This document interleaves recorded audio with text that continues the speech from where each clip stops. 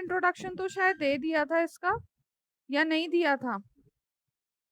Page number 4 का जो हम एक ब्लू पेज था वो हम लोगों ने रीड आउट कर लिया था। आज हम लोग पेज नंबर 5 से स्टार्ट करना है ना?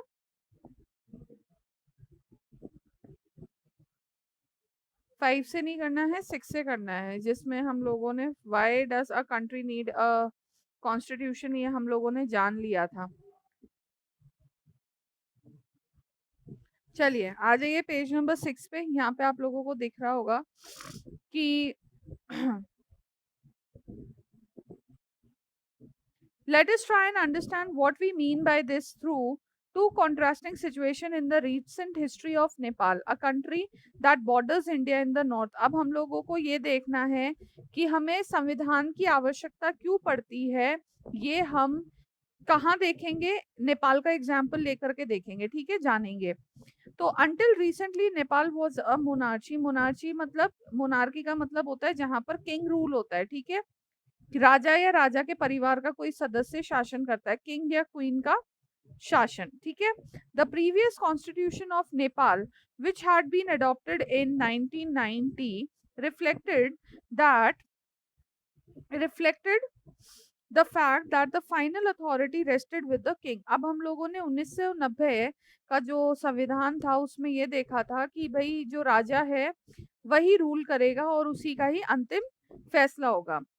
तो a people's movement in Nepal fought for several decades to establish democracy, and in 2006 they finally succeeded in putting an end to the power of the king। अब क्या हुआ कि उनके निरंतर प्रयासों के बाद, उनके विरोध के बाद 2006 में आकर के उन्होंने क्या किया कि जो लोकतंत्र है उसको स्थापित करा और जो राजा का शासन था उसको खत्म किया, ठीक है।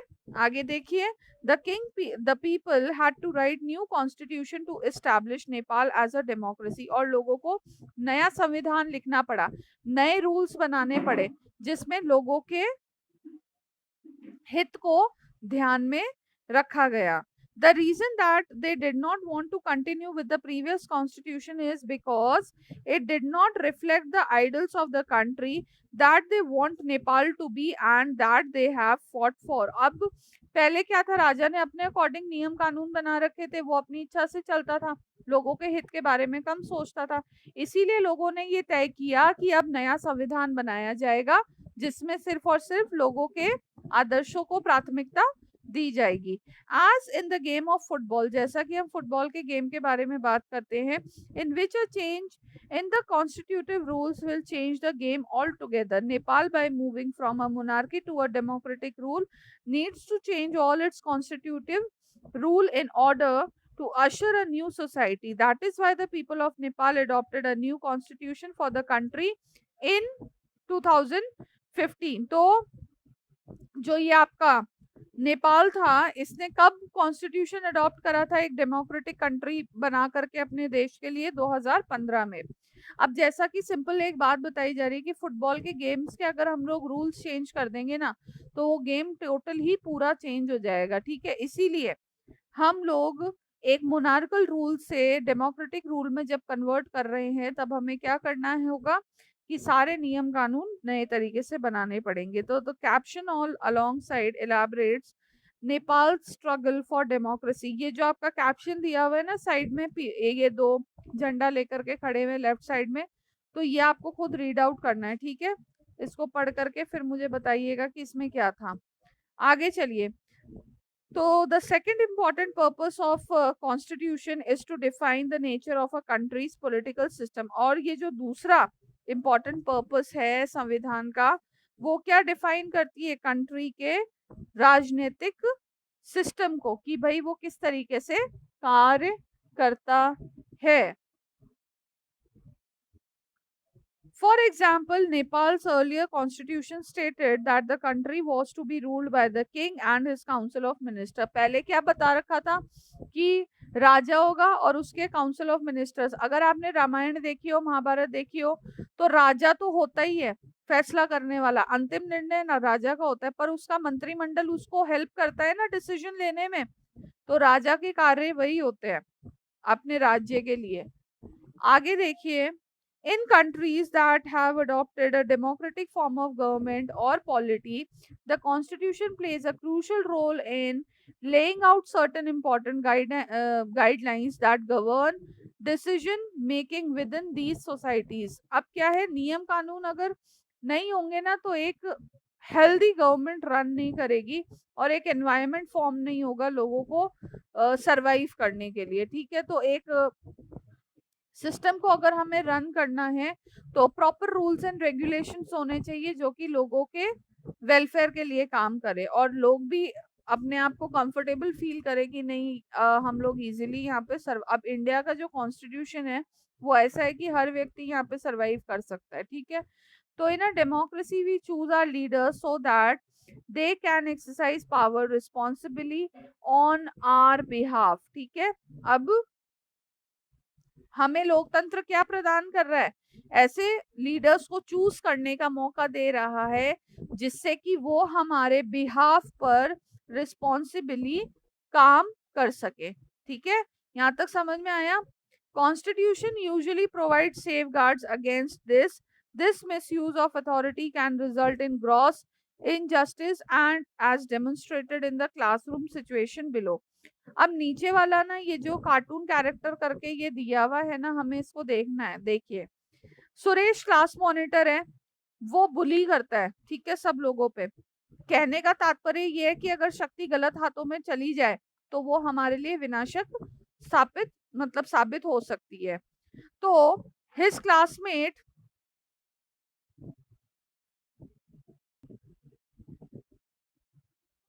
तो यहाँ पे क्या बताया जा रहा है कि his classmates are not too fond of him. Mrs. Rao, the class teacher, has to leave the classroom on some urgent work. She asks Suresh to mind the class. Suresh starts picking on Anil. Anil, today I am going to report you to Mrs. Rao. But what have I done? अब देखो, madam किसी urgent काम से बाहर चली जाती है, वो सुरेश को कहती है कि आप है ना क्लास को कंट्रोल करो, पर सुरेश क्या करता है कि अनिल को खड़ा कर देता है ये कह करके कि है ना मैं तुम्हारी शिकायत है ना मैम से कर दूंगा। अब वो पूछ रहा है बेचारा कि भाई मैंने क्या करा है। अब यूजुअली यही होता है कि मॉनिटर जो होता है वो किसी बच्चे को अगर खड़ा कर देता है तो वो यही बोलते हैं कि अरे मेरे को क्यों खड़ा करा, मेरी क्यों शिकायत कर रहे हो मैम से, कारण बताओ। तो when Mrs. Rao returns to the class, ma'am, while you were away, Anil kept talking loudly and disturbing the class. He would not listen to me. Anil, you will have to stay back after school today and write. I will not disobey the class monitor 100 times. Excuse me. हुआ ये कि madam को जब सुरेश ने शिकायत की तो madam ने क्या सजा तय करी अनिल के लिए कि तुम्हें स्कूल के बाद यहाँ रुकना होगा और 100 बार लिखना होगा कि मैं अपनी मॉनिटर की आज्ञा की अवहेलना नहीं करूंगा। But ma'am I didn't do anything, पर वो बच्चा कह रहा है कि मैंने तो कुछ किया ही नहीं। अब नीचे वापस आ जाते हैं, देखते हैं कि ना democratic society the constitution offer lays down rules that guard against the misuse of the authority bye political leaders. अब यही होता है बेटा कि शक्ति अगर गलत हाथों में चली जाए, अधिकार गलत हाथों में चले जाए तो वो अपने मनमानी करना स्टार्ट कर देते हैं, दूसरों की बात नहीं मानते हैं। In the case of Indian constitution about which you will read more later in this chapter, many of these laws are contained in the section of fundamental rights। मौलिक अधिकार, फंडामेंटल राइट्स का मतलब क्या होता है, मौलिक अधिकार जो मूल रूप से संविधान ने एक व्यक्ति को दिए हुए हैं। ठीक है, do you recall the chapter of Dalit writer Om Prakash Valmiki experience in school from your 7th book. अब हमने लास्ट ईयर तो 7th की गवर्नमेंट बुक पढ़ी नहीं है, इसीलिए हमें इस चैप्टर के बारे में पता नहीं है। ठीक है, in that chapter we talked about the discrimination Om Prakash faced because he was a Dalit। अब बेटा यही होता है कि जो नीची जाति के लोग होते हैं उनके साथ हमेशा ही अभद्र व्यवहार होता है कि नहीं तुम तो नीची जाति के हो, तुम्हें पढ़ने का अधिकार नहीं है, तुम्हें यहाँ बैठने का अधिकार नहीं है, तुम्हें यहाँ पे खाने का अधिकार नहीं है, रहने का अधिकार नहीं है, ये सारी बातें XYZ करते हैं। You read about how Indian Constitution guarantees the right to equality to all the person and says that no citizens can be discriminated against on the ground of religion। Underline कर लो ये line यहाँ से कि Indian Constitution guarantees the right to equality to all persons and says that no citizens can be discriminated on the grounds of religion, race, caste, gender, and place of birth. So, the right of equality is one of the fundamental rights guaranteed by the Indian Constitution. हमारा जो भारत का संविधान है वो हमें right to equality प्रदान करता है. ठीक है, समझ में आई यहाँ तक चैप्टर? क्या समझाया मैंने? आनंद सेन, माइक्रोफोन ऑन करो अपना.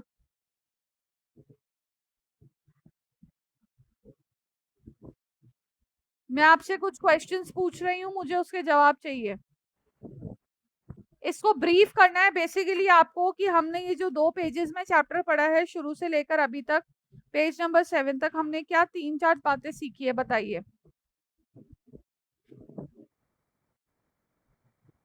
हाँ, क्या बताया कॉन्स्टिट्यूशन के बारे में, बताइए.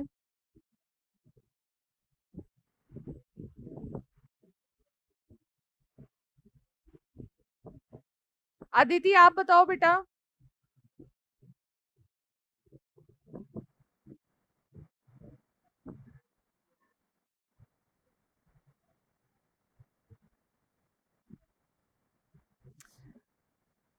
नॉट ओनली नीची जाति बेटा, मतलब हम लोग है ना, अगर मैं मतलब अगर हम लोग सेम कास्ट के भी हैं और मेरे पास पैसा है आपके पास नहीं है तो उस आधार पर भी लोग डिस्क्रिमिनेट करना स्टार्ट कर देते हैं. तो समाज का एक ये अहम पहलू बन जाता है कि भाई आजकल है ना स्टेटस सब लोग बहुत ज्यादा रेक्टिफाई करते हैं. तो बेसिकली मैं आपको ब्रीफ कर देती हूँ कि एक कंट्री को कॉन्स्टिट्यूशन की जरूरत क्यों होती है, ताकि वो सुचारू रूप से चल सके और लोगों की इच्छा अनुसार उनको बिना नुकसान पहुंचाए उनकी भावनाओं को वहां पे लोग बाग रह सके इजीली. ठीक है, और एक कंट्री को अच्छे से रन करने के लिए बहुत ज्यादा जरूरी होता है कि कॉन्स्टिट्यूशन को प्रॉपरली फ्रेम किया जाए. ठीक है, एक अच्छा संविधान होगा तभी एक अच्छी सरकार बनेगी. ठीक है, और वो उसकी नियम कानून की पालना करके वो आगे चलेगा. ठीक है, तो रेस्ट ऑफ द चैप्टर हम लोग नेक्स्ट क्लास में कंटिन्यू करेंगे.